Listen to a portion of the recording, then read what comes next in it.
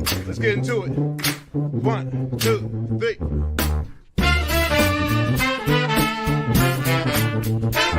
Let's get some more.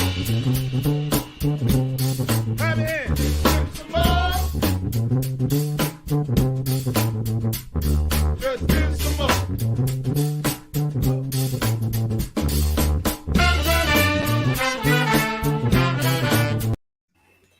Why, hello, and welcome to My Whiskey Den, your favorite public access whiskey review show where craft whiskey is king, and we are a proud part of the Bar Cart Co-op. So, what are we doing here tonight? We're not doing our normal tasting. We're going to talk about rules. Well, special tasting, but there are rules. There are rules. I'm usually not good with rules. This is not Nom, Donnie. There are rules. But these rules are good. They ended up helping the industry. So we're actually going to talk about them because they're probably the last ones that actually helped the liquor industry. Oh, come on now. There might be a couple in between now and then, but not too many. But we are talking about Bottled in Bond. We just passed it a couple days ago. It is 125 years old. That's a long ass time ago. Yes. I forgot something. Any of the comments are flying, but before we go any further, Mike, what do we tell people? Don't forget to like, comment, share, subscribe, hit that bell notification to find out when new episodes are coming on. If you're watching us live on Monday nights, please interact with the nice people in the chat. If you're watching this after the fact, leave a comment down below in the YouTube comments so we can get on that.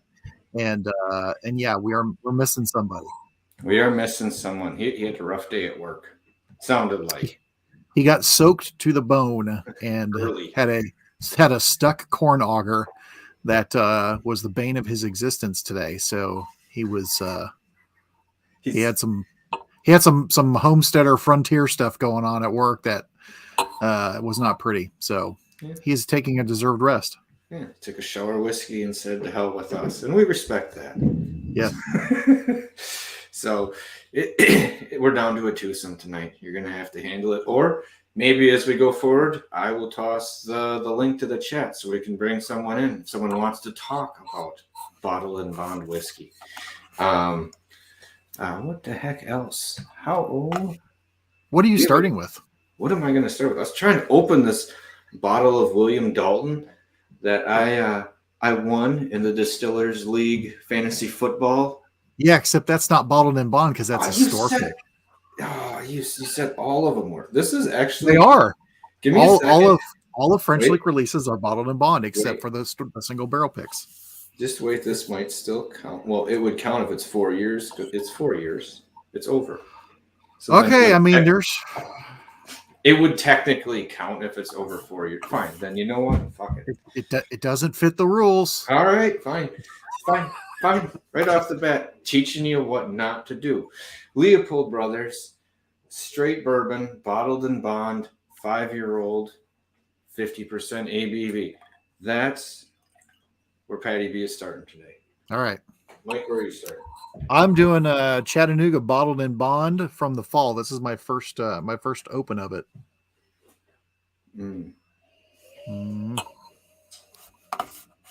First open pour. Give me 1 second here. Like I said, I'm going to put the link in the chat if anyone wants to come on and discuss stuff with us tonight. I do have one other thing before we go any further that I want to bring up for people because it starts tomorrow. Yes. It starts tomorrow. So our friend Matt Bay from Old Man Bay Signs is in kind of a tournament, if you would. There are rounds. He has to go further. He needs people to vote for him. You can vote 1 time per day. It's a do-it-yourself heroes competition. As you know, he makes signs, and he just moved, and he's looking to help kind of get his new shop ready to do all the work he's doing. So if he wins this competition, he ends up getting $25,000, which is a pretty good way to setting up his new place the way he wants it. So if you want to vote, if you just want to go to his website, standard website, Old Man Bay Signs, But really where you're going to want to go to help Matt out tomorrow is this website. The DY Your Heroes, it's right on there. Go vote for him once a day starting May 8th. Let's see if we can actually get him a win. March. Yeah. Oh, what's March? Whatever. Tomorrow. I told you about my week, dude. So get that started. Let's see if we don't have like jungle karma. Maybe we can give a little den karma to people who've been on the show. So go out there and help Matt win. Some den justice. Some den justice. I like that much better. We'll get some den justice.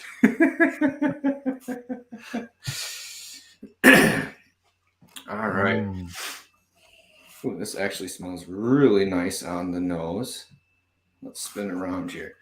First, well, Mitch's comment about Dickel, Bottle, and Bond, and I should have started a stopwatch to see how long it was going to take before you get that comment right there.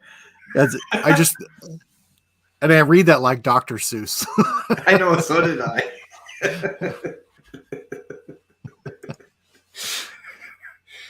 He needs to write a whole article about that. Write it like Dr. Seuss.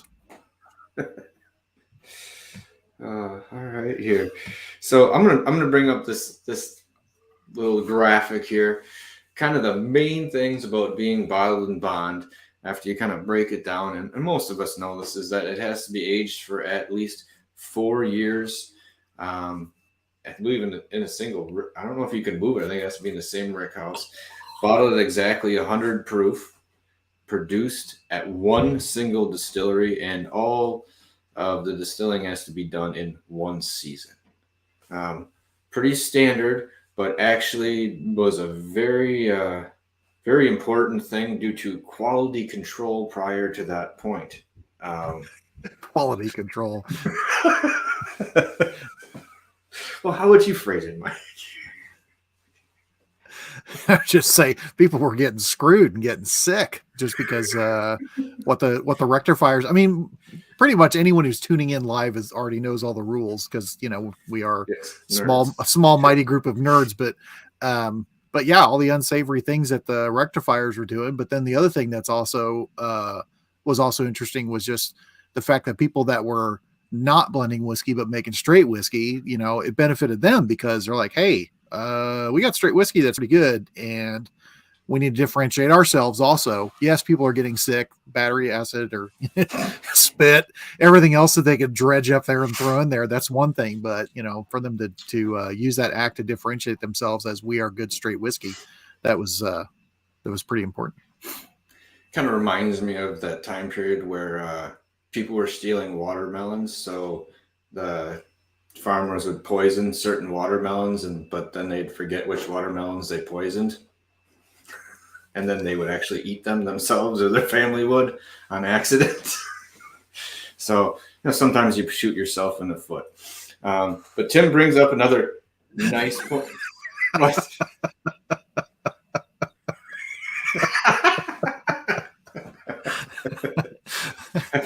feel like that's going to keep going all evening. Yes. Yeah. Sorry, Tim. No, you're all good. I was just saying we were going to bring this up. That this is an excellent point, as well as that the only additive can be water, because that was getting cut in with a lot of other things. Putting us at jeopardy for having them on, guys. Yeah. Because it was being cut with all sorts of things that, like Mike said, were making you sick, and you could do anything to it. Bottled and bond cocaine.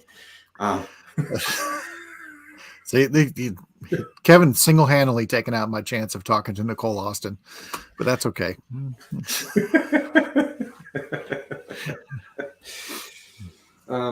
So yes, Renita, that is maybe it could have been one of the things you cut it with. I mean, if no one would know, so it really did help kind of. I mean, considering what was in Coca-Cola and cough syrups and everything else at that time, yeah. I love Here, that have this cannabis and cocaine, and tell your 2-year-old they'll feel better in the morning. Hey, I'm just saying that it was a whole section of time what was it? Young mothers, because they were staying at home at that time, were like, "Oh, Coke is this great, wonderful thing, and you get all this work done." And I was like, I want it. That's going to be a whole different show. Is how much Coke was in cocaine, or cocaine was in Coke. That's someone. It's just a weird, but yeah, you could totally cut it like that. So this is actually kind of, I think, the first step towards really moving towards American bourbon or whiskey is this law, helping to redefine it and kind of purify it. Yeah. It's kind of more of the thing. So with this one, Leopold Brothers is a kind of unique bottled and bond. It's a very earthy, kind of a black white pepper, but has a nice caramel honey note, medium viscosity, and actually pretty coating. This is one of those ones that when you have it as a bourbon, it jumps away from the Kentucky bourbon profile for me. This is one that kind of stands out when you have it. And you might almost be able to find it again in a lineup because of it. But it's really nice. Even the nose has a little bit of that anise smell in there, but black pepper rolls over it. Oh, hold on a second. You're gonna have to roll for a second, Mike. All right, we'll go. We'll say lots of really stupid things. He's got to go be a dad. Poor bastard.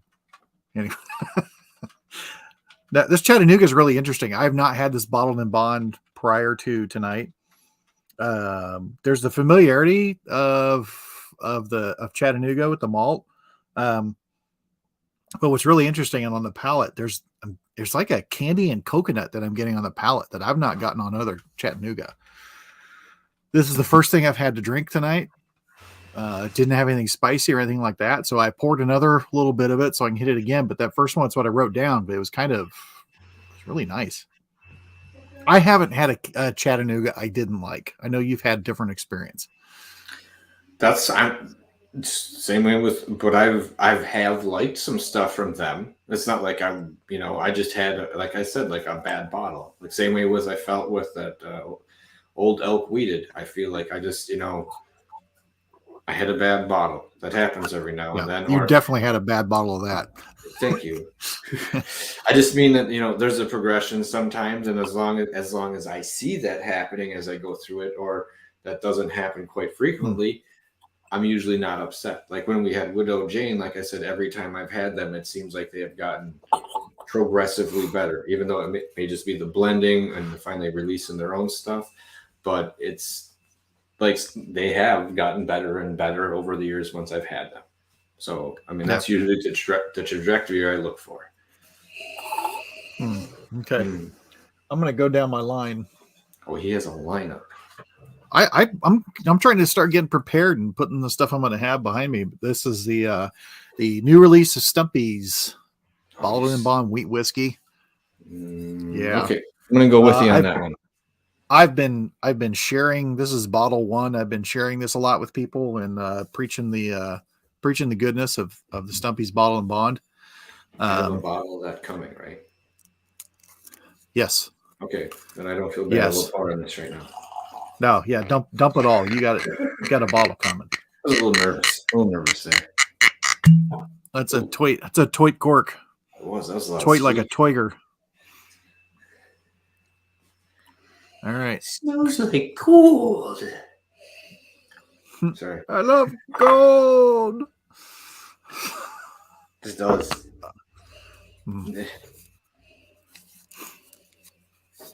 Smells like a wonderful field. I'm telling you this. So the Stumpy's, we went there in August and tried, I think 3 of the 4 barrels that made this up, and there was difference in them, and it was good. And the one that was the highest proof, they did lower proof entry on 2 and then higher proof on the other 2. the highest proof one. I mean, it was my comment then, and I'd stand by it. If the people standing in line for lottery stuff for other weeded whiskeys were to have that blind, they would get out of line because it was way better. I mean, it just had so much more body and life and everything to it.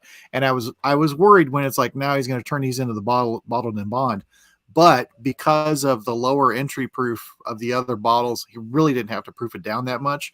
But I think overall, I won't say that it was an improvement, but I'm impressed with it because I was apprehensive because I'm just like, man, that 120 some proof was so good.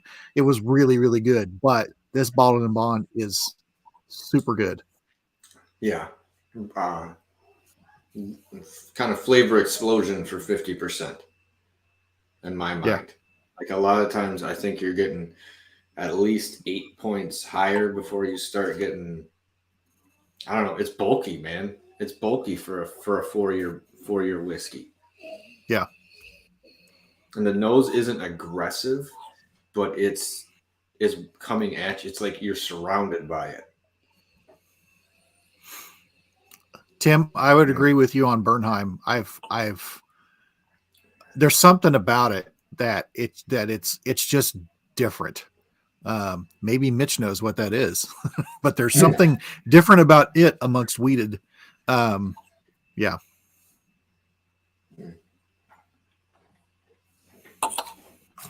Yeah. You are not wrong. Not wrong. I might add more to that. A little cinnamon,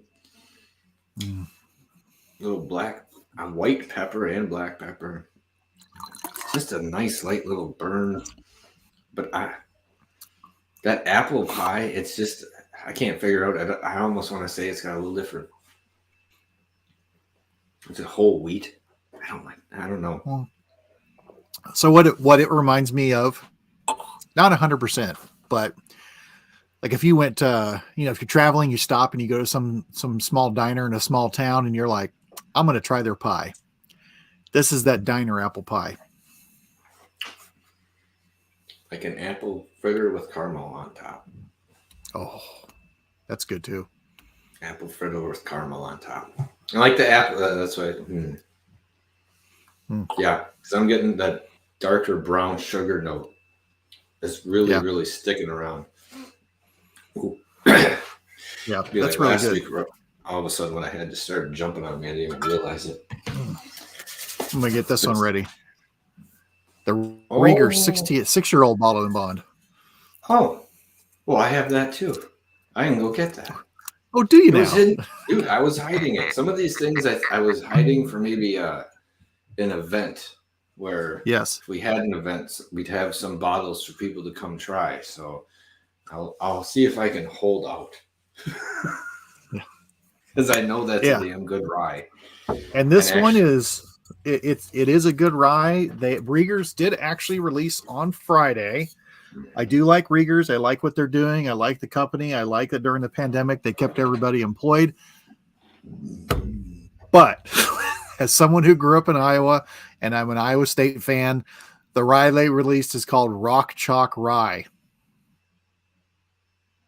All the money the profits do go to a charity that is affiliated, but I just don't know. I know it's not bottled in bond, but it is their rye. I would like to try it, but I don't know that I would proudly display a bottle of Chalk Rye on behind me. I've got good friends that they went to KU. They went there. Total get a pass because they went there. But as we all know, there's a such thing as fair weather fans. And fair weather fans ruin it for everybody. They ruin it for everybody. So, yeah. And yes, Spencer, both white and black. Sorry, I wasn't paying attention there for a second. Well, it's just another release, Spencer. It's their rye. It's not bottled in bond. I'm 99% sure that it's not bottled in bond, but it is a Rieger rye. And it says, Chalk Rye on it. Might be a once a year release by the sounds of it. Yeah. Oh, yeah. Hey. I mean, a few years ago, especially when they were much better, and then when they beat KU, that was great. But anyway,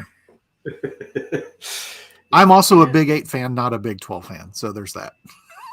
Nice. Sorry, I like that. Yeah. A little ode to the past. I hate the way that things are realigning just in general. It's I know. Disgusting. You might as well create two different leagues. I hope the teams that leave just get their asses handed to them for a couple of years. Well, what do you think's going to happen?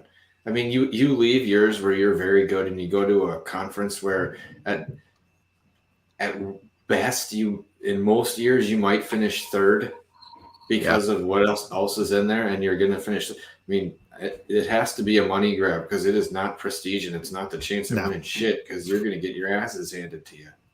Yeah, no, it's money. It's dumb. Sorry, little hate there. Yeah, that's. I mean, it's all good. Yeah. And again, I hope the teams, I hope a lot of the teams, local teams, I hope they turn out good. It just so happens that Iowa State plays them, so I want Iowa State to win. So there's that. Yeah. And well, it's true. They're not doing awful. They're not holding their own in everything. Certainly not football. We turn this into sports talk. Do whatever we want. I don't care tonight.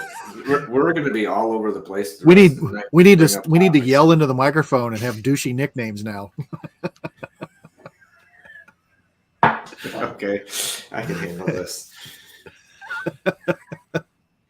It's Patty B and the douche.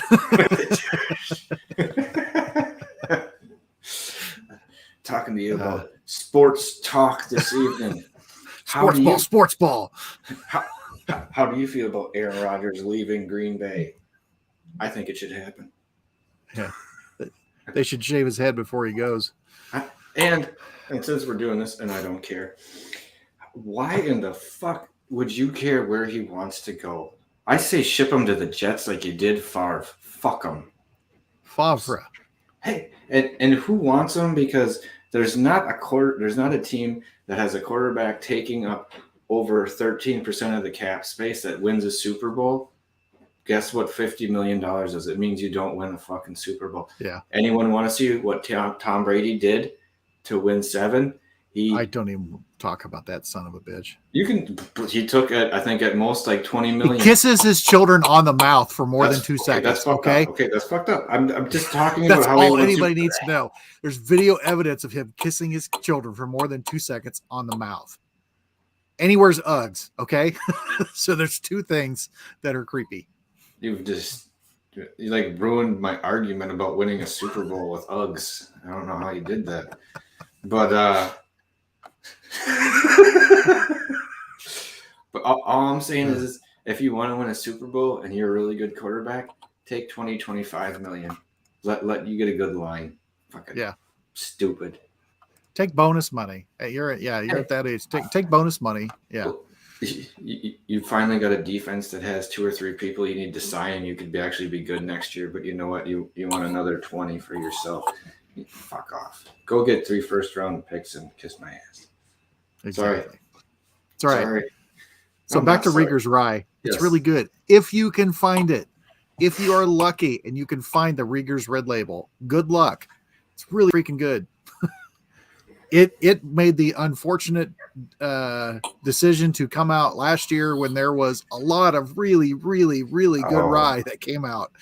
But no, it's the Rieger's Rye is it's just so I don't want to say the craft, but it's just got that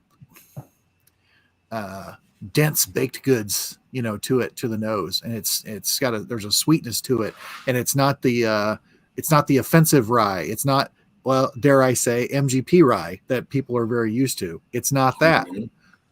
It's a well done 6-year-old rye that Mr. Pickerel helped set them up with, and I think it's a damn good whiskey. It was really, like you said, Pickerel helped set them up for it. Oh, sorry, I think it started to pick up there as soon as I had it. Oh, Emily's saying the Rieger was amazing. It was. He just came out. Mike said, that's like trying to be a boxer and like the 70s. Like you were good, but there was just a barrage of people around you. Like yes, feel like everyone you fought was a legend. There wasn't a chance to not have it happen in almost every weight division. Yeah. You know what? It was almost like back in the 90s when they were trying to unify the heavyweight titles. And that was, one of the last times where it was really good to watch heavyweight fights when they all did that. Cause then you're just like, this is just going to, all these, you just knew the anticipation of all those fights were just going to be huge.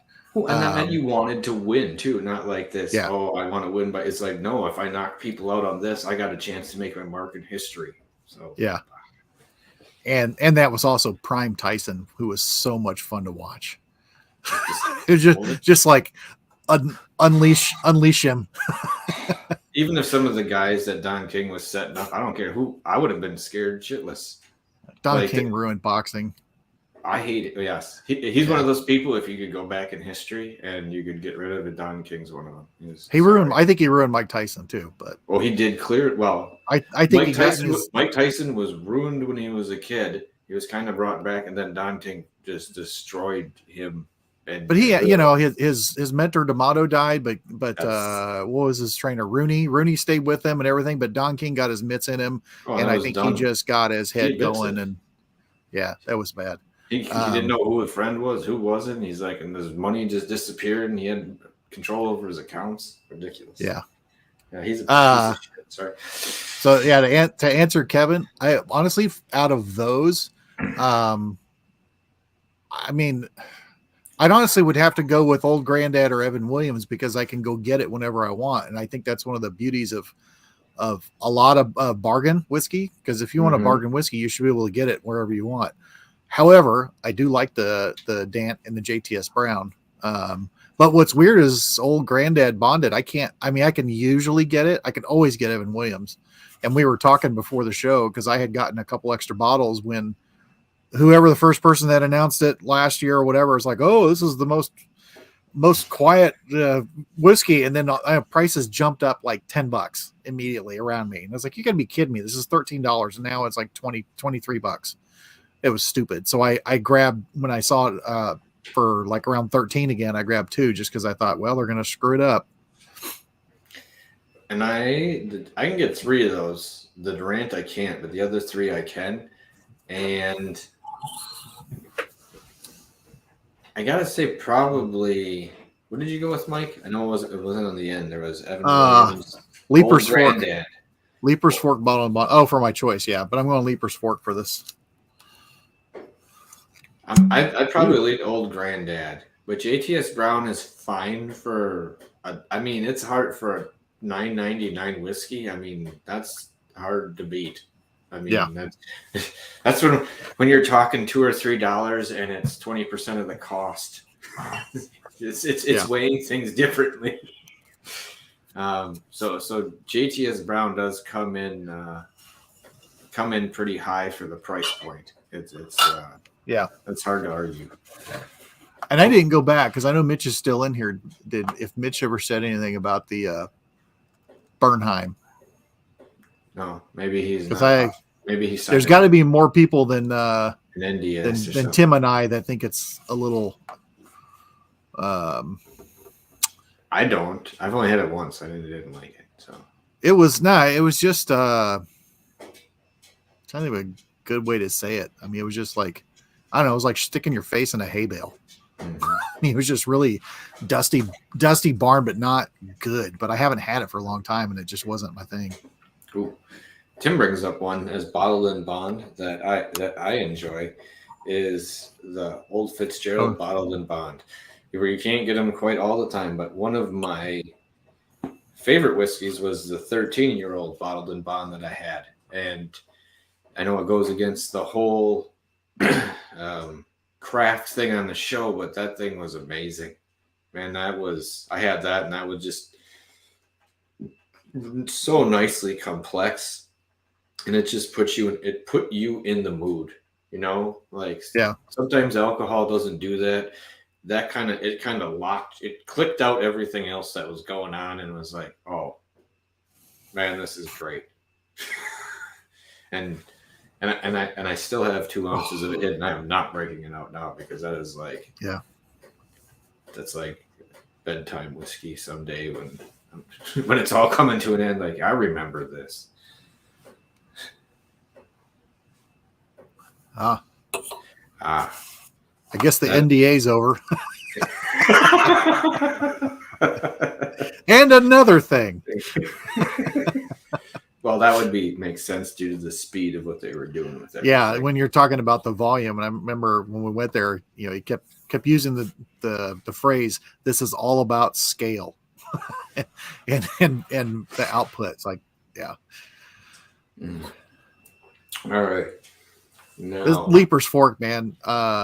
Talk to me. I haven't gotten that one, and I've heard people talking about them. Not yet. When my driver picks up your Stumpies, he'll be taking the Leaper's Fork also. That Leaper's Fork is Tennessee whiskey.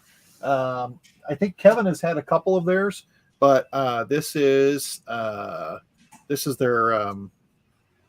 so 70 corn, 16 rye, 15 barley malt. Who's an idiot now? But it is a 4-year. It's really good.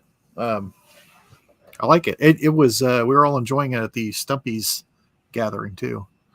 Yeah, I'm curious about that too. Sorry, I'm trying to do one thing real quick. There we go. Sorry, I was doing computer stuff. I am going to have to grab another bottle here. No, I'm not. I haven't had the Dalton. I don't care what everyone says. Someone wants to break the rules. Fine. Now you gotta give me a minute. I'll go get one then. Balt Marley was his cousin with the hair lip, which I probably shouldn't have said that, but it's too late. It's living on forever.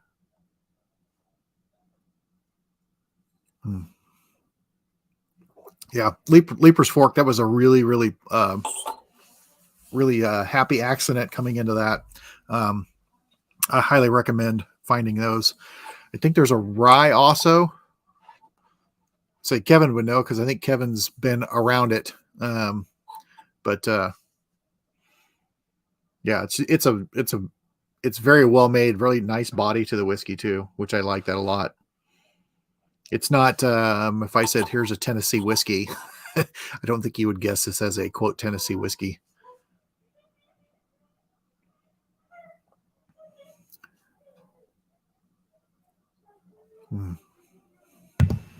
Ooh, I should really jump off the screen for that, but I don't really care. Did you guys get to the question about Sazerac and Evan Williams bottled in bond? The early times, yeah, the chat's going on it. I'm thinking they're gonna fuck it up. Well, and so yeah, I understood that it was supposed to be a couple of years. There's an agreement. They're taking the age stocks, they're staying where they're at, and they'll be releasing them. But yeah, I'm that's another reason to pick it up while you can still pick it up around $20 because it's awesome. I mean, for the money, it's a good whiskey, and for the money, it's a great whiskey. All right, I'm finishing off a bottle. There's just a titch left of it. It is Wollersheim Distilleries, bottled in bond. Mike and I were lucky enough at Distill America to get a taste of this at like 63.5 or 60. It was beefy. Whatever it was, it may have been 65. It was one of those unnamed bottles behind the table. It was labeled with a Post-it note, and he picked it up from the table, and I was like, "Oh, this is going to be good." So this one I really like. Of course, I like the cast strength even more because it popped a little bit more. But I'm going to finish this one off with a little bottle pull because that's all that's down. Wow. All right, I got to get my next little pour here. I'm going to try to go for open stuff first, but I think I'm going to jump. I've got a real bottle and bond William Dalton, not some candy ass store pick. Oh. Creme Brulee. Oh, what is that thing where they flambe, like right at your table. Oh, like Bananas Foster. There is all sorts of awesome stuff, and then there's fruit, a little bit of like coriander in there, like an earthiness. I've always enjoyed Willersheim's stuff. So I mean, they're a little bit newer. They were the second ones in Wisconsin to put out in a bottled and bond. 45th Parallel was the first to do that, but yeah, Tom's doing some great stuff. So when people come up here, if you're coming through, it's definitely a place to stop at. And it's one of those dual, hey, as a tourist place, it is fantastic because it's dual. It's also a winery, folks. It gets everyone happy. You know, you're not going to miss anything. And they have some really good cocktails. All right. I was saving this, Dalton, because I'm going to do my own. I've still got an original French lick, the Weeder, which I know it doesn't even compare at all to this. But I'm going to Weeder isn't bottled and bond. Oh, you're just comparing. Yeah, okay. Yeah, the original Weeder, which is two year their stuff and 2 year Wyoming, not Wyoming whiskey, but a distillery from Wyoming. Yeah, a distillery from Wyoming that makes wheat. And there's all 6 of those. I'm at distilleries in Wyoming. I could be wrong, but I have a weird feeling that's accurate. There might be more moonshiners. Ooh.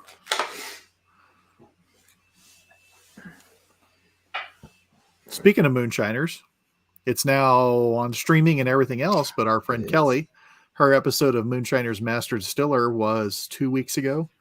So you can catch that. It is the Grappa episode. It is. And she did very well. And if you follow the rules as to what Grappa is, she was, I think, the only one that did that. But that's okay. I'll mention it. Fuck that channel. Sorry. I have my own personal feelings about it. But she said the guys that she competed against, they were really nice. Cool. They're still friends. Very nice guys. But the people that were there were nice. I don't like the show providers. The creators would be the easiest way to say that. I think is what I dislike. But no, it was actually a really interesting show. I mean, it was fun to watch. So what's the difference between minus the winery? Similar experience. I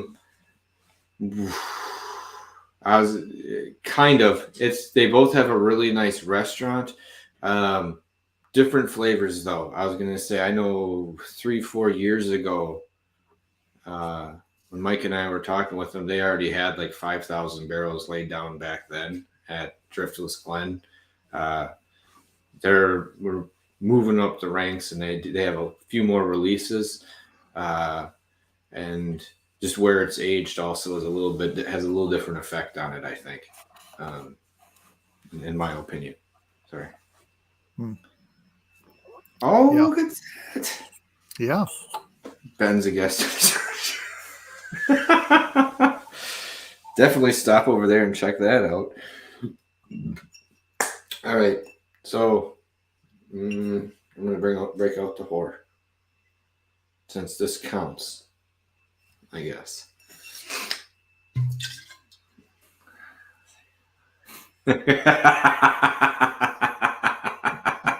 I want to see it too, Mitch. I want to see that so bad. Be a good way to lose a job, maybe. But it would. Let me tell you something else. You know jack shit about this, and you stole all my point. I'm sorry. Yeah. Hi, Red. Hi, Red. Good night, Renita. Did I get in trouble? No. Night, Renita. Thanks for stopping in.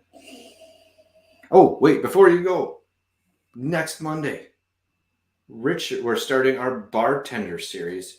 Next Monday, Richard from Crowded Barrel is going to come on. Yes. We're going to be doing a cocktail. We'll be posting about said cocktail so that you can make it with us. We're actually going to talk about what goes into creating or crafting a cocktail, along with several other questions like we normally do. But stop out next Monday. There'll be more to know about that. I just want to make sure you knew about that before we left, because the bartender series that we're going to be doing, I think, is going to catch a lot of people. It's interesting. These are the people that use a lot of the stuff we're talking about, and kind of take stuff in a different direction and help you enjoy it in another way. So, and Richard's got a great personality.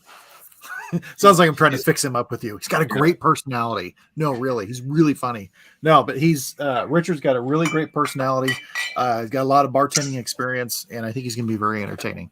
Yes, and like I said, it's going to be one of those things where you can learn from the person being here and their experiences, rather than just watching someone throw bottles around a bit, which you might as well just practice on your own. But I mean, a lot of you have seen some of the stuff he creates in person, and it's impressive. You know, I wish I could remember the cocktail that he made when I was there a year ago. He was like, "Oh, it's my take on this." I was like, "I don't care what it is, dude. It's really good." It was a warm day in Texas, and it was really freaking good. It's like I could be in trouble in the next hour. Why? Because I could have 3 of these without blinking an eye. Yeah, that would have been really easy. So, all right, I'm bringing Maddie up here. Yeah, see, I mean, at this point, I don't know how many samples I'm in. William Dalton is, I can tell it's a different whiskey. There's still some of the typical characteristics they've gotten from Frenslick stuff or from Allen's stuff. But it's not a fair assessment after several others that are all 100 proof. So when I remembered it, the Weeder had a little bit more of a grainy note to it. Very much. Yeah, the Weeder did very much. And not like, I'm not going to say like a bad grainy note, but you could tell it was a different, I want to almost say a different type of wheat they used, or it could just be where it was growing, but you could almost tell there was 2 things trying to lay against each other in that one. I think you could tell it was a young wheat. Yeah. Yeah. Red Ben is Ben had to he had to dry off. Yeah. He had a long day and he had to dry off. Yeah, he had an unexpected shower this morning and a long day of work. So but he was having whiskey, shower whiskey. So he did send us a picture of shower whiskey. So he was going to relax.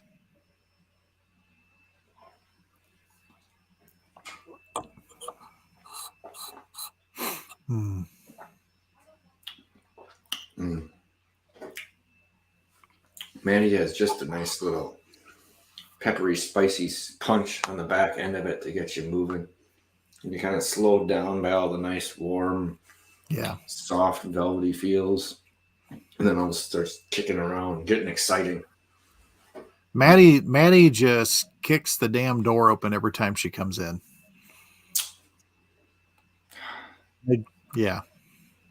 I love Maddie. I feel like there should be, if we can talk to Ed Burns. Or Ken Burns, not Ed. Ken Burns. M2. Either. How about Ed O'Neill? We'll talk to everybody. Yeah. I would love to talk to Ed O'Neill. I would 100% love to talk to him. That is one interesting dude. Well, he's just with TV shows alone, he's spanned like that, and he's got a black belt in Brazilian jiu-jitsu. Like seriously. All right. We have to see if he has a penchant for whiskey. I think we can do that. I don't know. All right. I'm gonna have one last one that I'm gonna open up. The Tom's Foolery Bonded. Oh, I might have one. I might have a Tom's Foolery. I give you a sample of it. Wow, this wax is like shooting me in the eye. I'm gonna go grab that one in a second. Yes, I said that out loud, Red. Yeah, it is. White wax shooting him in the eye. In my opinion, wheat needs barrel to be extra. Yeah, I agree with you, Mitch. And I'd almost say corn too. I think rye is the one that easiestly ages, or at least you can get out of a barrel and have something be decent to good, and within about 2 years. I know there are some bourbons that way, but there are some ryes that are actually pretty impressive at 2 years. And I think where I am, bourbons take a good 4 or 5, but there are Texas. There's a couple Kentucky straights and other places that are pretty decent. But yeah. And the Bee's Knees, yeah. Don't forget the back of our last show with Fred, where we made their Bee's Knees. Yes. And that was with that store's still gets made. Mm-hmm. Is it in pitcher form? What's that? Do you make it in pitcher form? You can, yeah. He said you could make Bee's Knees by the pitcher. But look, Spence, go back and look at the post of those because it has all the ingredients and stuff that we did. Mm-hmm. This tomfoolery, this was back when they had, because they used to have the original Michter's stills, and this is made back when they had those. They do not. I'm assuming. Well, Michter's got them. I'm assuming Michter's gave them a lot of money for them to get those old stills back. But you know what? That's important, though. I'm glad they did. It makes a difference. It makes a big difference. So I think it's cool. Kind of shows that they're being serious about making Michter's, better. The way it was supposed to be. Yeah. Mm-hmm. Oh. I'm actually really excited to get into this blend. I've been eyeballing it as I've been adding to it. I gotta help some of that out.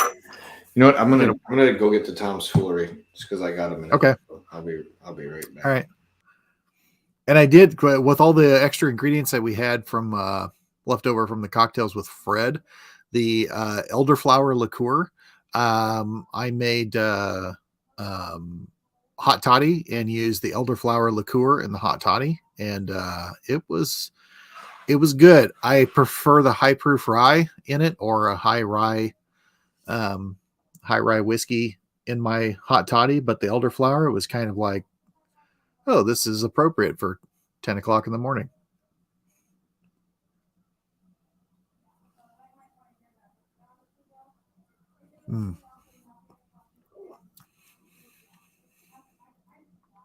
Tom's Foolery actually still, it's not cutting through everything that I've had, but I still interesting that I get a flavor punch after having all that stuff. So, hold on here. Pretty good. Influencers, Instagram influencers. Oh, those are good people. They're good people. They watch your show and think I want to sell dog products for them. No. How do you respond? I have an influencer who lives behind me. Yeah. That's all I'm going to say about that. That's all I have to say about that. Until the after show. Yeah, damn right. Anyone who wants to join, that link was up there. Yeah, the link was up there. Hold on here. All right, I'm gonna. Yes, they did. They did have the old stills, and then Michter's now has those stills. Yep. I think last year got them.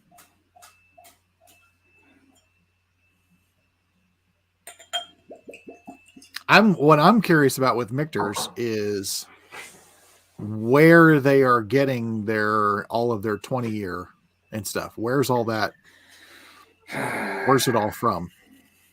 I've not researched it because I'm never going to buy it. And I'm never going to buy the 10, but I'm just curious where they're getting it. Yeah. Where was that? What defunct distillery may it have come from? Or not defunct. Well, I don't know. A lot. The one time I had it, I had it twice. One tasted really good, and the other one tasted over oaked really bad, in my opinion. Like it was like, good, but like to the point where there's a second where you like almost cringe. You're like, I don't know, but I'm going to say I don't feel that way about Pappy 23 either. I think the 15 is a sweet spot. So, yeah, in my opinion, it's good. I wish I still had a bottle of it. Do I? How much is Stumpy's? $60 maybe. Stumpy's is $55. Sorry, 55 for a 100 proof craft wheat whiskey. That is badass. Mm-hmm. Kevin's saying it's Brown Foreman. That's true. I mean, that could. I went down. Wow. The tomfoolery. Oh, what? Blend is dense. I liked tomfoolery until like I opened my mouth. I got like extra air in there, and something like shot up the back of my nose first. Something went out the wrong hole. Holy cow! Something went the wrong hole. Well.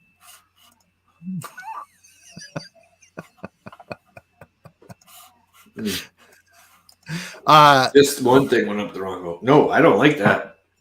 Yeah. After all the stuff we had, I do not like that. After everything else. And yes, Mitch, he did. He grew all the wheat. They grew all their own grains. So that is a red winter wheat. It has like a Aquafresh thing going on, like an Aquafresh toothpaste thing that's getting me. But obviously, like some baking spice. But no. It's probably because you have that. I have to give it its own day because. Yeah, it's because you had that one not bottled in bond whiskey. That's why. What one's not bottled in bond? Your William Dalton. I didn't open that after. You did? Okay. I opened the Maddie because everyone was having a fit. So I'll open the William Dalton later. I'm afraid to drink this and this has got. Yeah. I mean, it's it's oily and everything, but I really, really like this nose. It's got a really, like if you ever opened like a really good bottle of Michter's American, where it's just so thick and gelatinous.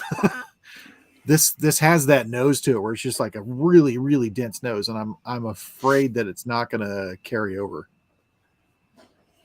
Yes, Red. His Dalton was a store pick. Mine was not. Yeah, because I'm not a communist.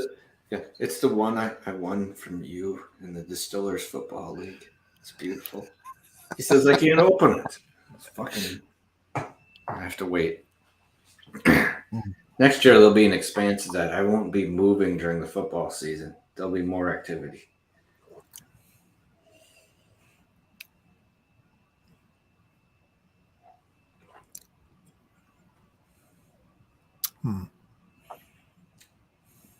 Ooh, Mitch is bringing up an interesting, because there was Mike and I were having discussions about maybe having a tasting competition for people with the wheat whiskey force. Wheat whiskey horse. Kind of pairing some of the big name wheaters against some craft ones. Though, are you saying at this point there might be an unfair advantage, Mitch? Is that vaguely what you're saying? Because I think most of the country and people not watching our show might be a little more lean towards what they're used to, like with bourbon, might be used to that other type of wheat experience. So, I don't know. I'm thinking it'll be a good way to show people what craft people are doing at a much lower price point. I think that, well, I won't say necessarily 100%, but I think that a craft distiller, smaller distiller, because I was reading where people are like, oh, you should stop using the word craft, but I don't. Oh, we're going to get into that fight. So, but a smaller distiller who is doing different things with their grains and barrels, etc., makes a better wheat whiskey than a large distiller. And I think overall, I think a lot of them make better whiskeys than the other ones do because they can do things that the big boys can't. But I think that they can do things better with definitely with a wheat whiskey, because the smaller distillers wheat whiskeys that I've had, I've really, really enjoyed them. Obviously, the William Dalton, I mean, I didn't give it a fair shake, but I did also have a store pick of it. I really like that. Stumpy's, Lone Elm, holy shit. Lone Elm wheat whiskey. Mm-hmm. They're getting released in Wisconsin. There might be an event where you might get to go taste some of that in places in Wisconsin. I will keep you guys involved in that. Lone Elm wheat is damn. And That's I've got one a if single. you I got a hadn't single had it. barrel pick of it too. That was some of the first, I think, American wheat for me. That was a big name where I'm like, if you're like, oh, whatever. I'm like, if you have that, it'll turn your head and you'll shut up. Yeah. Yeah. Boom. Okay. Ends the conversation right there. Lone Elm's wheat is fantastic. Yeah. And if someone just said as a blanket statement, I don't like Texas whiskey. Oh. Slide that one in there. You would not pick it out as a Texas whiskey, number one. But yeah, no, there's not all Texas whiskey is $400 for a 375. But they're giving $50 of it to charity. Yeah, the Human Fund, founded by George Costanza.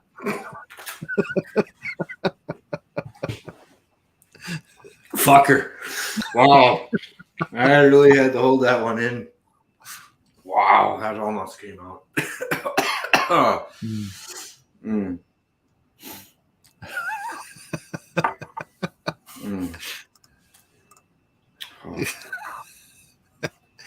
Yeah, we already know he ain't coming on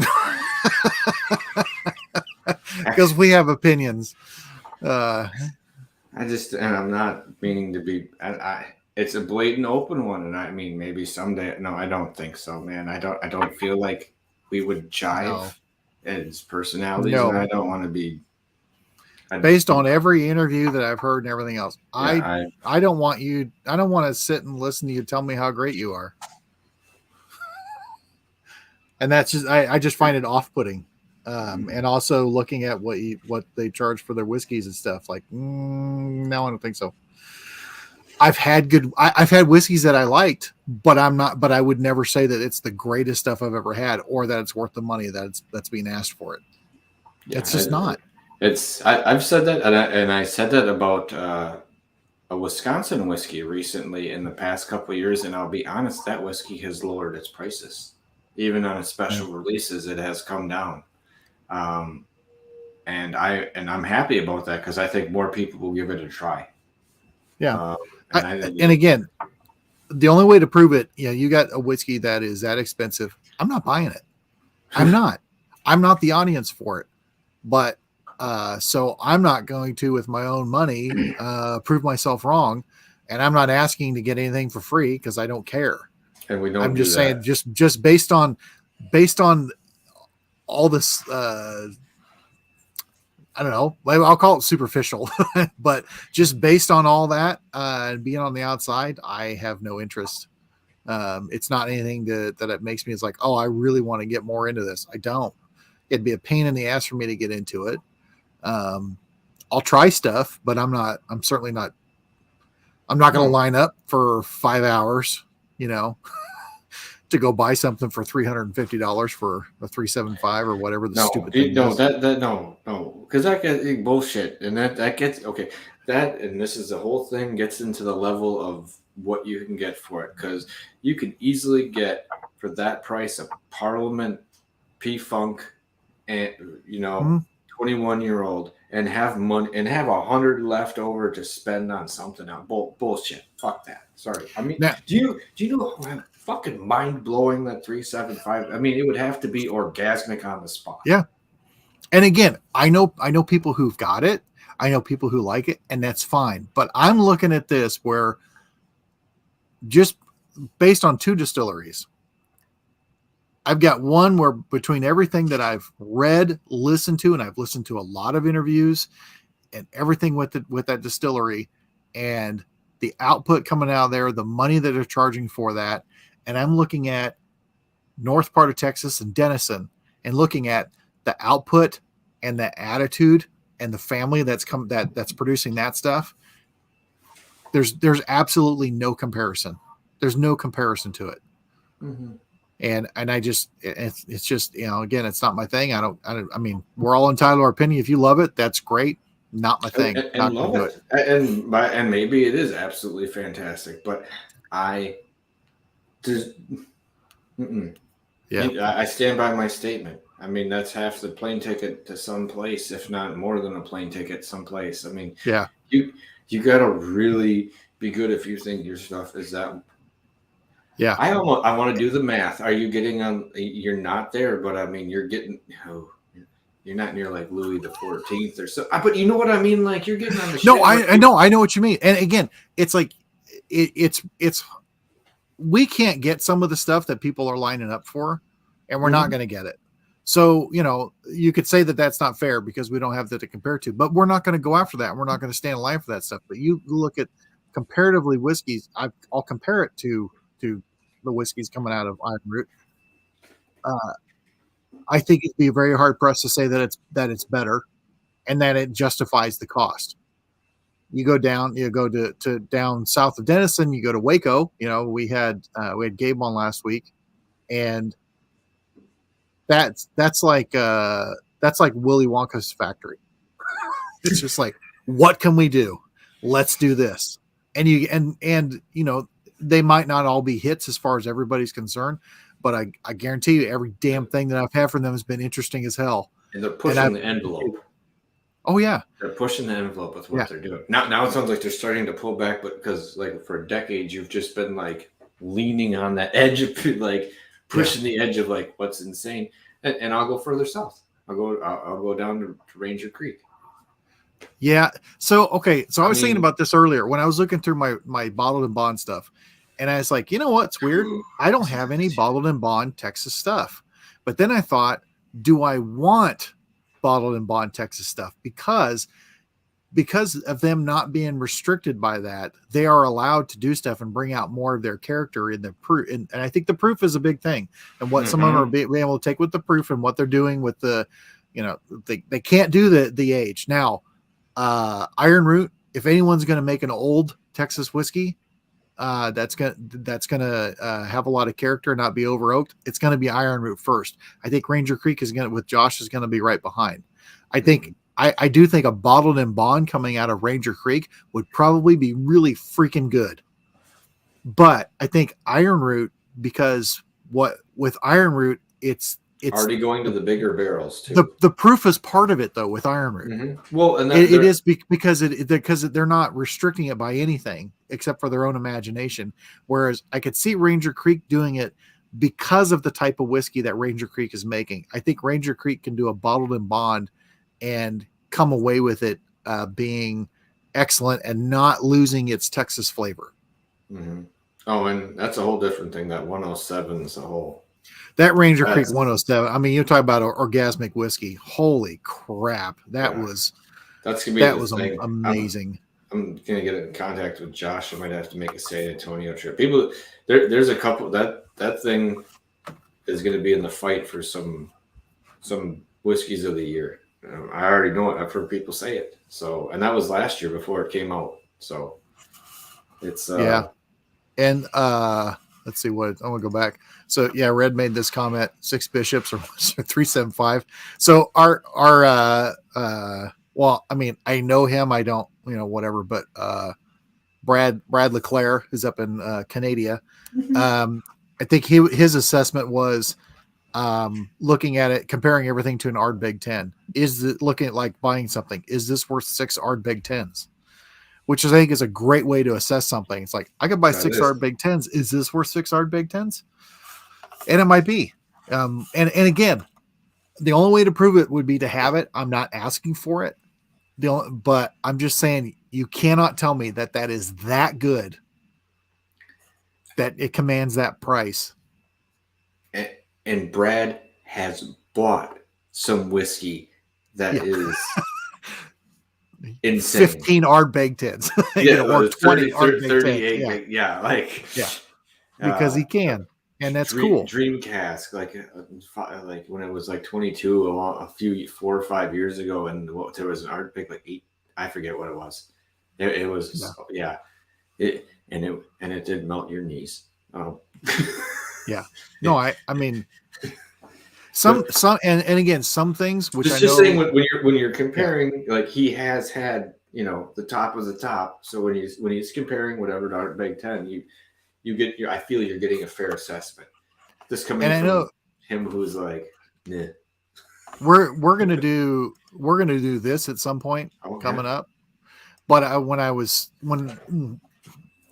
thinking about that a lot, I was also wondering about, there's you could do price as a separate thing, but in some ways they go together. In some ways they're separate, but because price, I've got a friend. I mean, he's one of my best friends. But if you were to put two whiskeys in front of him and you were to say, "Oh yeah, this is like $175 a bottle," and like, "Oh, this one's $30 a bottle," 9 times out of 10, he's going to say that one that costs more is better because it's just got in mind. Well, it's better because this is really expensive, which really doesn't mean shit. I mean, it really doesn't. But there's a reason some stuff is expensive when you look at what. What making it? Yeah. Well, okay, 3-chamber. It's expensive and it's gonna go down. I've got that Middleton Der Gaelic, which is an older Irish whiskey. It is made with Irish oak. It is done with all those other things. Okay, there's a reason that it costs that. But I'm trying to think of what would be another good example of one that's more expensive. But or like a single barrel pick of something. A single barrel pick is generally going to be a little bit more money, but you're going to get a different and better experience. Is it worth more than the standard release? Probably. But you're usually not talking about something that's 5 times the cost of that standard release. But anyway, that one will be really interesting to discuss. And I mean, price is what price is, and it's also what you're willing to pay for it. If you don't like it, don't buy it. Well, and the thing is age is starting to change. Like, we're hitting a section where things, price point, like you said, age and price point are almost like they're going to be vaguely tied in, because what was a 10-year-old is almost where you're getting to the 15-year-old prices a few years ago. What you're paying now, you used to get like an extra 10, maybe 15 years for the same bottle. I think Tim was bringing up the Lefroy's or Ardbegs over 25, and I instantly thought of our friend Russ from Great Lakes and how his love of smoky whiskeys and how he had a hell of a collection of fantastic old stuff. And trying to acquire that now would be almost impossible. Yeah. You know what I mean? Like, you couldn't just be a guy working at a distillery. You'd have to be a rich son of a bitch with money to blow around. Like, it's kind of ridiculous. Or you want to go for youth and well, I know regionally you can go, definitely Texas, you can go with youth because that's what you can get out of there. You can get younger whiskey that's very bold and flavorful.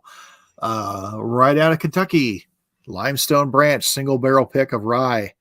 I've had a couple of these, and damn, this one is 24 months.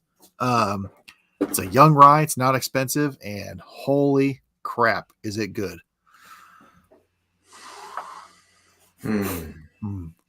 Sorry, I drank all that pour together. That was actually pretty big, but I did not throw that Tom's Fool right there. Yeah, I am really, really curious what's going to happen with stuff with MGP going out of a lot of things. I mean, I'm assuming that there's a lot of people, instead of going to MGP, they're going to go to Barton, or even Starlight sells a lot of stuff, but probably Barton's probably the biggest one. It's gonna be really interesting. I've been waiting for it, and part of me is hoping there will be a vague plus MGP actually having labels now. Yes. So they don't have to sell to everybody else. That's going to be really, really interesting. I think, like the other thing, like with Russell's, I mean,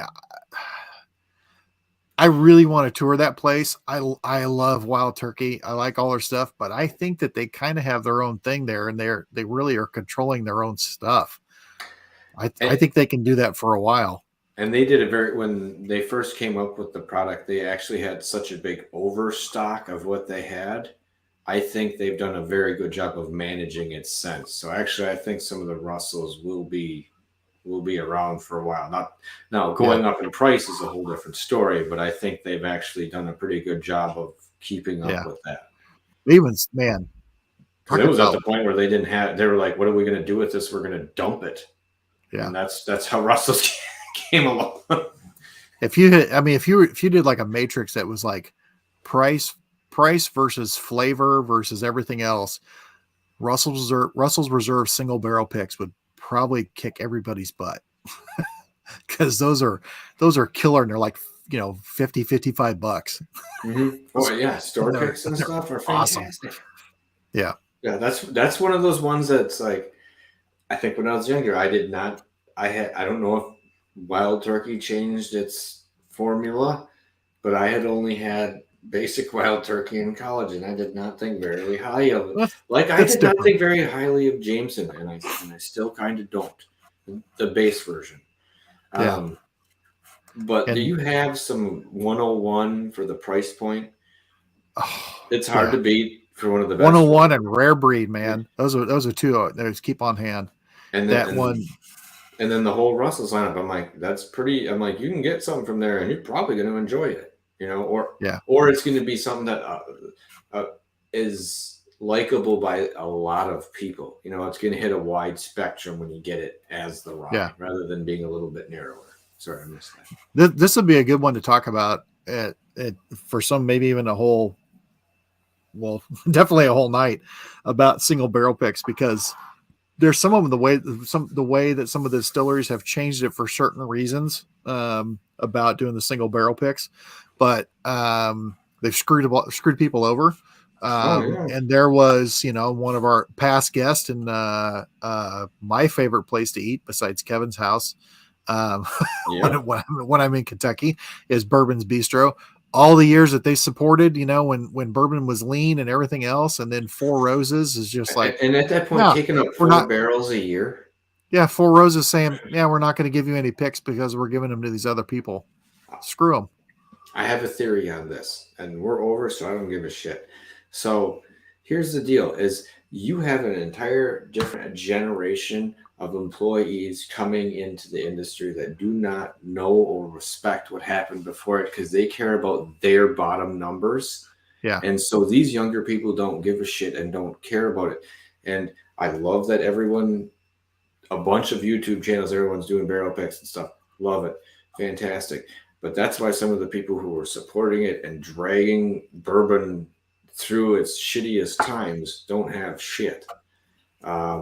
And that's because those younger people watch these shows and they're more engaged in that manner than people before. So I feel it's a generational thing where some people are getting left behind because younger people don't pay homage to what was there before when they get into their jobs.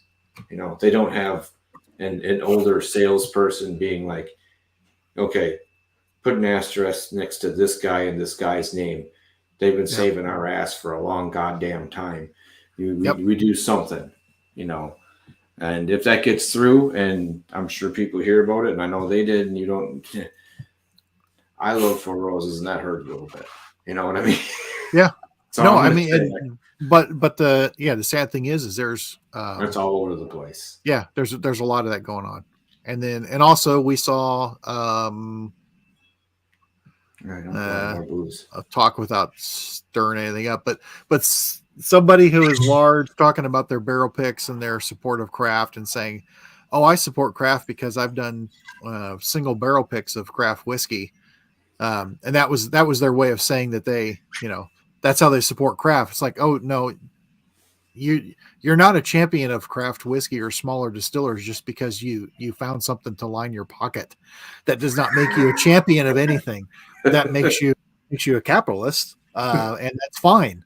But that doesn't make you a champion of it. You found a barrel that you really liked, and you probably did, and it was probably really, really good. But that doesn't mean that you are supporting a lot of these small distillers who are making really good stuff.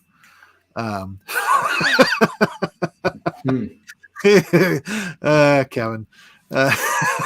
where I missed it. Just bring it. Oh, it's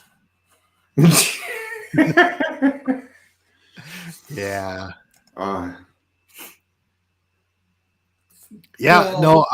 got a bottle of Buffalo Trace, and I've got and this is, you know, you can call me a bastard and that's fine.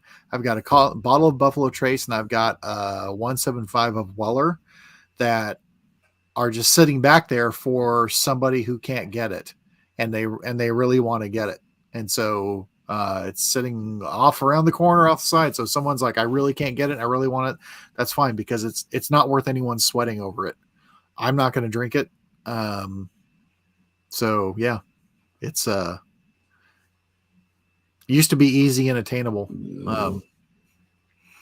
Well, so yeah. Well, if you do have, I mean, and I guess if you look at it from like Buffalo Trace's standpoint, like Red was saying, if you can do more barrel picks and make an extra $5-6 on every barrel, yeah, are you going to do I it? mean, but I mean, my mind is there are some things that are like a base universal that you're supposed to be able to find. Like, though I just mentioned it and I don't like it, Jameson is in every fucking bar there is. You know what I mean? Like, they have made that to the point where it is completely accessible. And I think it's the Miller Lite of whiskey. Yes. Yeah. I don't know. I just feel like it's not there's a awful. part of that. It exists. I don't like the metallic. No. No, it is. It is. But again, it's the same thing, and people love it. And I don't hate it. If I go to a place and it's like, that's what they got, I'll drink it because I know what to expect and I'm fine. But yeah, well, their stout Jameson stout is way better than normal Jameson. Oh, well, that whole, if we get into that freaks me out when you get into the what else Jameson does. I thought they weren't a very good distillery, and then like you said, the stout, some other things, but you get into the distillers line, like the Safe and the Cooper's Crow and the it's like comparing Jack. Man, who the fuck? Why? But that's like comparing Jack to Gentleman Jack or Single Barrel. Oh, I don't like Gentleman Jack bullshit. The Single Barrel is where you start making a definitive jump for me. Yeah. I don't even like Gentleman Jack. I'm sorry. Ugh. It's better than normal Jack, but anyway. Oh yeah, Red. I know you did that, Red. It was. I got a barrel pick from somebody else that was it's a Driftless Glen pick, and they said the reason I got it, I wasn't going to do it, but they said this drinks like a Stag Junior, and I'm like, huh? It's like I'm perked up, and it's pretty good assessment. So you've got this not tiny, but you've got this little Wisconsin distillery that put out, quite honestly, a badass single barrel of bourbon. That's exciting. I like that because it's like, look what they can do, guys. They can do this. Now they can't do to the scale, but if you want to compare it to Buffalo Trace, the way they're allocating shit and they're not putting out everything everywhere like they say that they're, we're distributing as much as we can. That's a bunch of horse shit. But especially when how much some of these craft distillers are trying to put out. Sorry, kick off. Yeah. No, there's potential that can be achieved with the smaller distillers, and I think it's really cool. Not all of the small ones, especially, not everyone's doing bottled and bond. There's a lot of cheap bottled and bond, but smaller distillers doing bottled and bond. That's really exciting to me. I think it's really cool. Yeah, Alan's our friend. Spoiler alert, but the fact that he's doing it all bottled and bond, that's for a reason. That's kind of like thing because I can, because look what we're doing with this. And it is a higher proof whiskey compared to some other stuff that, some other distilleries and that what they're putting out. I think it's awesome that Stumpy's put out this bottled and bond with theirs. I'd like to see a lot more of the smaller ones put out a bottle and bond because they can, and some are.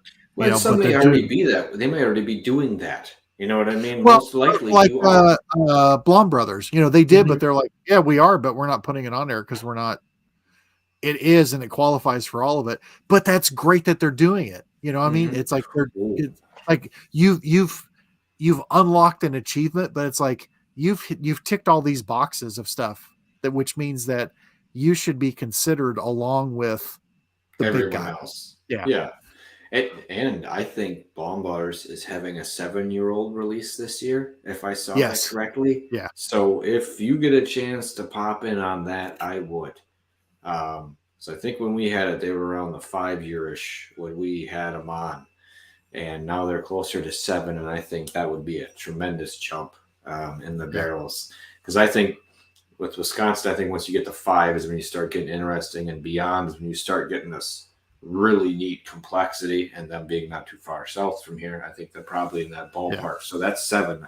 I want my hands on. I'm just going to be honest.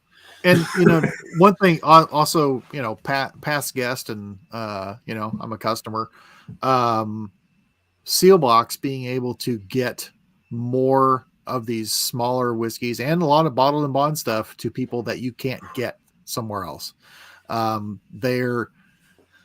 What they're doing. Well, I think it's location because, it's like, Washington, D.C. is the Florida of laws because there are none. And so you can send it to wherever the hell that they want to. But, trying to find some interesting bottled and bond stuff that you can get. Like I got some interesting stuff from Finger Lakes. Interesting is the word. I didn't like one of them. Another one was kind of okay, but I got to try it. And that was the big thing. I would have gotten to try that from the small distilleries, but getting this in your hand is obviously an issue with a lot of craft whiskey. So the more we can get in our hands, the better. Yeah, definitely. Hold on 1 second. I got to look. And Tim, 1,000% agree. It's like there was like when you think of like, well, I pay more for this craft beer versus this, I pay more for this craft whiskey. Well, yeah, it's not only, I think there's probably more things that go into it as, cause I'm sure that they paid higher barrel costs and they paid higher costs for everything. But with some of them, like Stumpy's, for an example, they're growing their own grains. That obviously is cutting down a little bit of cost for them, but they have a lot of control on that other people don't. And getting low down wheat whiskey. I know where you can get some samples. If you remind somebody, or it's coming to Wisconsin. It's coming to Wisconsin, and I've been talking with them since we had them on the show, and they're working to have some tastings around Wisconsin when it starts to be released. And once they get the definite dates, we might be updating you with some details on things. So, and it'll be an exciting event. Their stuff is really good. What the heck else? We also got someone from a rum distillery got in contact with us recently. So we'll see how that goes. It's a Puerto Rico distillery in Maryland. They make like a moonshine that's based off of a rum, and then they do infusions off of it, but it's based off of like an old family recipe from Puerto Rico and stuff. So there's some I saw a couple things. It's interesting. It gets into that kind of new make moonshine kind of thing and what you can do with it. Plus, it has its own flavor before they start to infuse it. So I'm kind of in some works on that. That's pretty interesting. What? Yes, they are charging. Yeah, I don't know what it's at. I know the internet got weird. Yeah, I knew there was something different with their sweet corn. I thought that was what did I see? They didn't have enough to make it, and now they hopefully they can make a bunch. But sweet corn's it's good though. And they use like a super hearts cut on theirs. It's not like a wide cut like that. It's a pretty narrow cut that they use on their sweet corn. So it is. I will say that it is good. I think it's up to you to decide if it's worth the cost. There might be a bottle set aside. Well, and they said that they had the bottled and bond that they were going to come out when Jason was on. And he's like, "Oh yeah, I'll get you. Make sure you guys get some." But that was a while ago. Life happens between A and B, so we get that. And Tim, I'll just say the fundraiser. I'm a little over half at the goal, which I'm really happy about, and I appreciate everybody contributing to that. I will do more of an update about that. So I'm doing. It's nationwide. There's a fundraiser for pancreatic cancer called Purple Stride, and it's pancan.org. But my wife passed away from pancreatic cancer. We've done last time we did the walk, she was still with us and she was considered a survivor. but that's obviously changed. So I'm doing. Daughter and I are going to be doing the walk. I am not running. If you've seen me in person, you will know why. But we will be walking it. But we are raising money for pancreatic cancer. Go to pancan.org if you want to donate generically. All the good things that people do for stuff. Pancreatic cancer is, I will say, it's an MFer.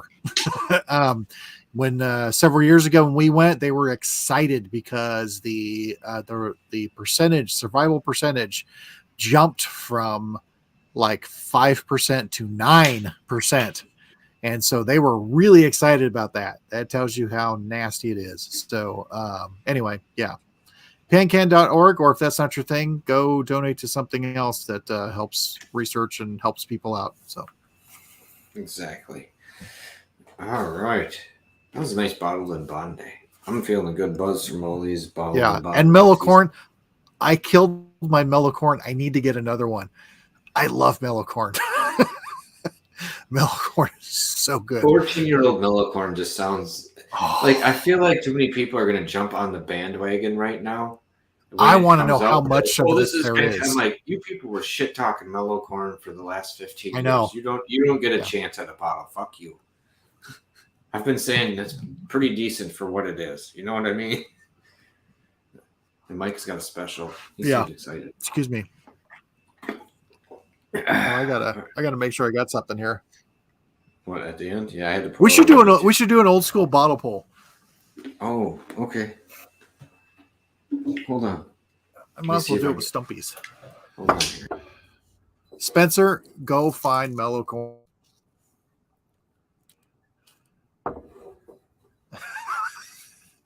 He's using his teeth.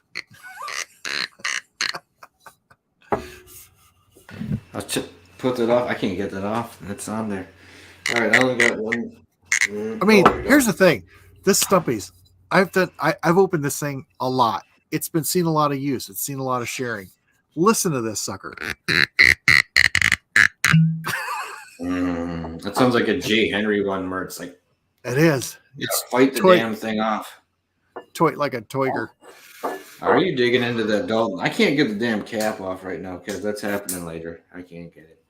So, but we do have some other shows, like we mentioned earlier. Come on, you stupid computer. Next week, This is just a picture because if you don't know, that's Richard from Crowded Barrel. He's a bartender. He is starting off our bartender series. It's gonna be really exciting. Mike and I have been talking about that a lot. I think it's gonna be a good series to help push people down that path as to using it towards something else, or maybe, being a little more social where it's not just all whiskey that you're drinking straight. If you have friends over, it's an easy way to make a party happen, but after that, we have two other shows. We're lined up for a couple of weeks. The 21st, big show. Bo Cumberland's going to be on. If you do not know who he is a video and movie creator. He actually goes around and checks out distilleries. He's doing a few other projects like ABV, but he is the one who's in charge of the Alan Bishop Experience, which I believe will be coming out soon. Bo does some fantastic work with what he's doing. Full disclosure. Yeah, we're in it. Full disclosure, we're in it, and we are kind of friends with Bo. But he does really good work. It's one of those things where you watch a 5-minute tour of Three Boys or something. It really encapsulates what's going on at that distillery in, Yes, his 5-minute distillery tours is worth subscribing to him just for that. It's really cool. And he's just doing it. It's just him doing it. They're not asking him to do these things. He's doing them on his own. Bo does good work. He's showing his passion for what's going on, and it shows up with what he's doing. And I think that will stand for itself. We'll have some clips and other things going on. And then after that, at the end of the month, Fred's coming on. The guys who won the Yank Your Chain Award at the My Whiskey Den Awards. Adam and Fred are coming on. And we'll be talking with them about Distill America 2014. This year, it's put on a little bit later. It will be outside intense in May. It sounds like a dream come true. I'm hoping I can make my way down there. I know. I'm still, there's still a percentage of me. I'm hoping it's just that there'd be a lot of time that I'm away for that. But I think an outdoor Distill America at that time of year sounds really great. I was really cool with the indoors when it's freaking cold, Distill America. But anyway, that's true. I'm just saying it's one of the, I know we say it's one of the best whiskey experiences you can have. Me too. Yeah, I had my room. I had everything ready. If you don't know, Madison is much more liberal, so there was getting through the mandates and things when stuff peaked up. It was the whole reasoning for it, and that's what we're going to talk about: the troubles of putting on an event and how you have to maneuver through what's been going on, because they have, though it's been put off, just working through that is an act of itself to make it happen. Yeah. And to have that many people coming in for it, not just attendees, but the people that are the spirits people, and everybody's a volunteer is the other thing. They're not paid people that are doing this thing. It's a huge event, and I'm still holding out. I really, really wish I could go. I had so much fun the last time that we went. So, if you can go tune in anyway, because it's fun listening to Fred talk, and Adam is funny because he's kind of just like, I don't. Yeah. He's just like, I don't care. I'm going to say whatever I want. Yeah. So. But yeah, so not typically 90 different distilleries, and it is not just whiskey. It's whatever spirits they feel like bringing. Big guys, little guys, the whole spiel. The VIP tickets are sold out, which that's tough. That's a little rough. But as a fun contrast, that was when we went in 2020. All these people were lined up. It's like, what are you guys lined up for? They were all lined up so they could try Four Roses Small Batch Select. So all these people were lined up for that. 3 tables down was Wallersheim with that Post-it note marked bourbon. Mike and I hit up everyone else. It was like, here's this special thing under the table. That was way better than Small Batch Select. I mean, it was just funny. It's like all these people are in line for it. And again, it's fine. It's good whiskey, but a couple rows down, all they had to do was talk somebody up, and they could have got a sample of a badass bourbon. There you go. Yeah, that was a nice pop. So we have those shows coming up. They're rolling through. And I'll be honest, next week's gonna be pretty exciting with St. Patrick's Week coming. It is going to be an Irish cocktail based off of that. So I was gonna say, keep that in mind. I think. We do have. There's Richard Bowe and Distill America, and then there's this little person that's coming up after that, which I'm just gonna say, the artwork's gonna be a bit of a surprise for that one. but Miss Red is gonna be on the show on the 4th. Yes, on the 4th we're gonna be having her on. We'll be talking about Patoka Lake and all, because we talk about how things are a tourist destination. Where she's working and the winery she's working at is already a tourist destination with the marina and other things going on, but they are adding a brewery that already is established, and a distillery, and more hotels. So that whole area is going to be like a mini vacation destination, which is what we talk about with whiskey, because there's other places that you can stop at within a short area of there as well too. But they're nobody on a lake. There's nobody else on a lake. That's true. Nobody on a lake. And once again, it encompasses what I thought. Now this covers everybody. You get wine, beer, and spirits, and those crazy slushies she talks about. We have to say wine slushies. What could go wrong? Wine slushies seem to be. What could go wrong? I mean, unless you're a Rolling Stones fan, maybe you're going to have some weird flashbacks or something like that, or a Beach Boys fan. But I'm not going to say that.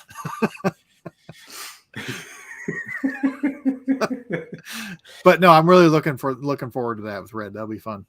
Yeah. And so before we go, remember tomorrow morning, vote for Old Man Bay at the Do It Yourself Heroes organization. Help him win 25K. What did we call it, Mike? A little den justice? Yes. A little den justice for Matt on this one. Help him out.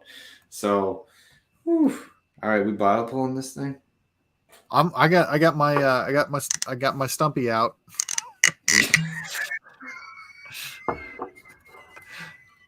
Okay. I've yanked you get your stumpy. You get your stumpy. I've yanked the cork on my stumpy. You get your stumpy. I'll get my pour. All right. Cheers, everyone. Remember. Oh wait, what? Before I forget, so we do some more shameless plugging. Shameless plugging is great. And also this Wednesday, Ben is a guest on his own show along with Miss Kelly Tennille on Bourbon Turntable. Tune in. And that's actually going to be a good show because they're getting into the distillers. Hey, there's Richard. Look at that. It's good to see you. Thanks for stopping in. And thank you everyone else in the chat for stopping in this evening. Stop in next Monday where the fun continues. From our den to wait. There's so many endings we've had now. I don't know what's fun to go with. Go fuck yourself, San Diego.